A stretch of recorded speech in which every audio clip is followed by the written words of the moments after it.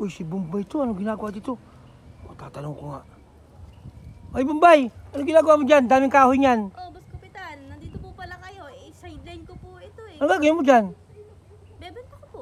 Oh, panggato. Uso pa ba yan? Opo. O, magkano mo isang tali niyan? 20 lang po, isang tali. O, ilang tali lahat yan? Ilang magagawa yan?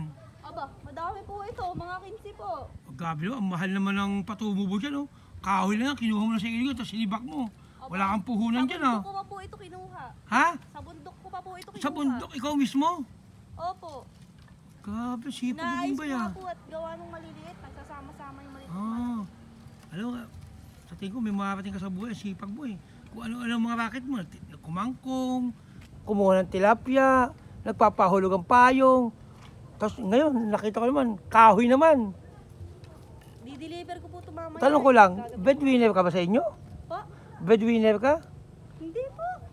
Talaga lang gusto ko lang po talagang makatulong sa pamilya. Ah, hindi na taabalayan dyan ha.